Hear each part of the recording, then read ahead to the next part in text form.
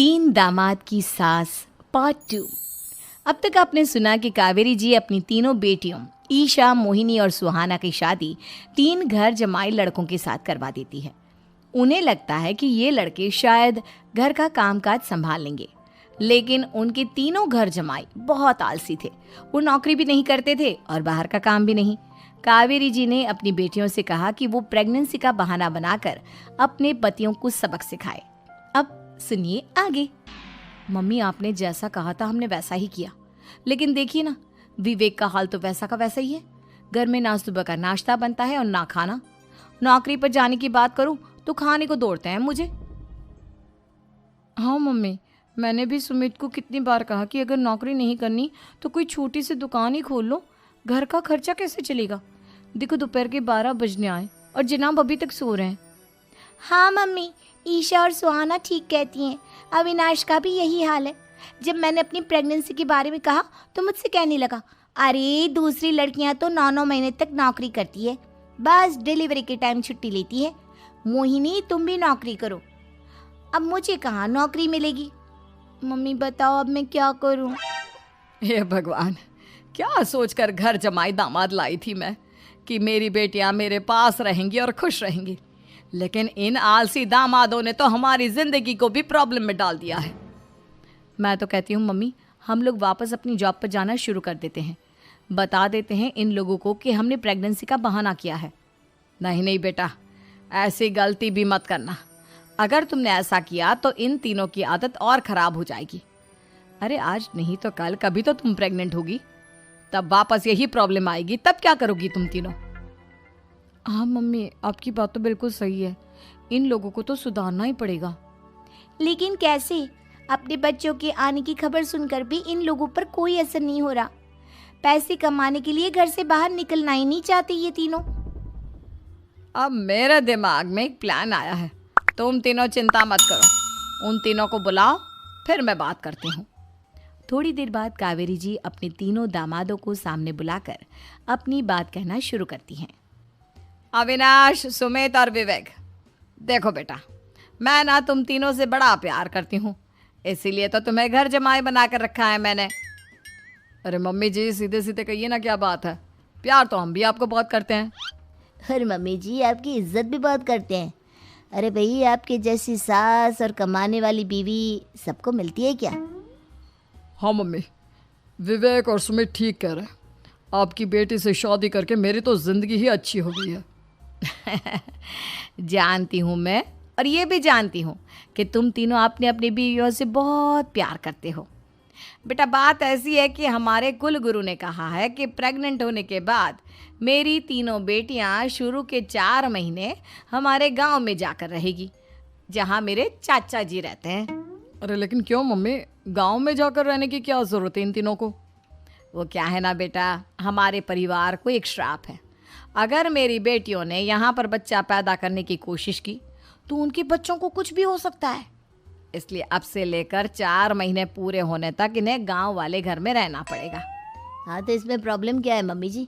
हम भी वहाँ जाकर रहेंगे, पिकनिक मनाएंगे। अरे भाई, बीवी जहाँ हम भी वहाँ। हाँ यार, आइडिया तो बहुत अच्छा है।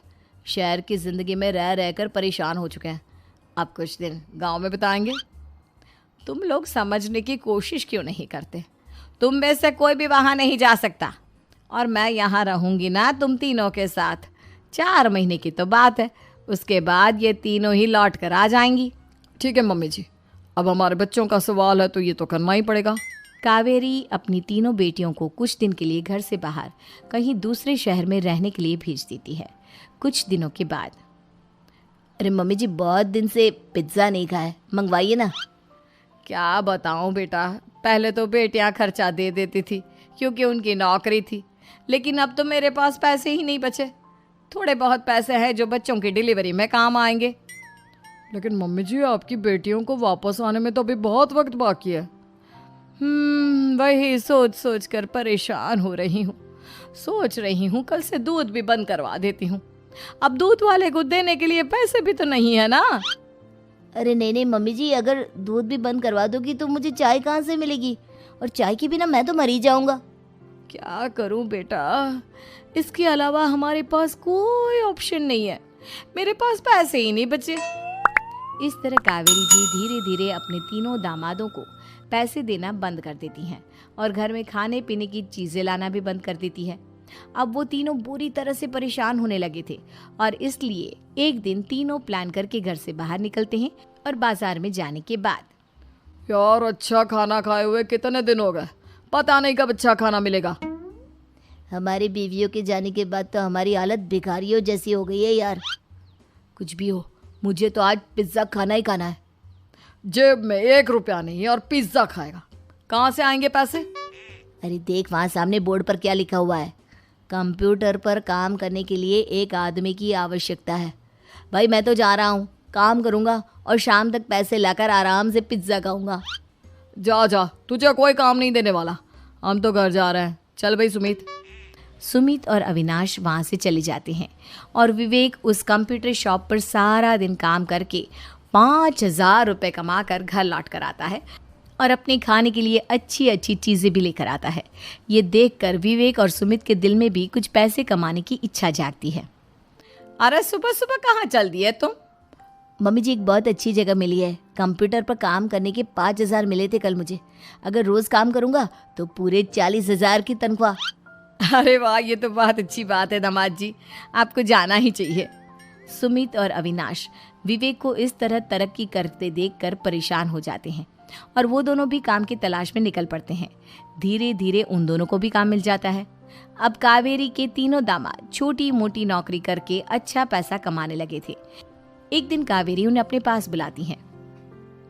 अरे वाह, विवेक 40,000 कमा लेता है, अविनाश 60,000 और सुमित तुम भी 40,000 के आसपास कमा ही लेते हो। कुल मिलाकर तुम अच्छे खासे पैसे कमा रहे हो बेटा। हाँ मम्मी जी, बहुत मज़ा आता है जब महीने के एंड में मोटी रकम हाथ में आती है। पूछिए मत मम्मी जी, घर में रहकर रोटी बना बना कर और तो जैसा महसूस होने लगा था मुझे तो। हाँ बेटा, तुम तीनों की बात तो बिल्कुल ठीक है और जानते हो अब तुम तीनों की पत्नियां भी वापस लौट कर आने वाली है। लेकिन मम्मी जी अभी तो उन्हें गए सिर्फ 2 महीने हुए हैं, आपने तो कहा था वो 4 महीने के बाद लौट कर आएंगी। ऐसा कुछ नहीं है बेटा, मैं सिर्फ तुम तीनों को सबक सिखाना चाहती थी कि आदमी घर में बैठकर बीवी की कमाई खाता हुआ अच्छा नहीं लगता। इस दुनिया में हर इंसान को मेहनत करनी चाहिए, काम करना चाहिए, चाहे वो औरत हो या आदमी, ताकि अपने परिवार को संभाल सके। कावेरी की बात सुनकर उन तीनों को अपनी गलती का एहसास होता है और कावेरी उन्हें सच बता देती है कि ईशा, सुहाना और मोहिनी शहर में ही कहीं दूसरी जगह रह रहे थे। शाम के वक्त उन तीनों की पत्नियां लौट कर आ जाती है और कावेरी जी का परिवार एक खुशहाल परिवार की तरह रहने लगता है।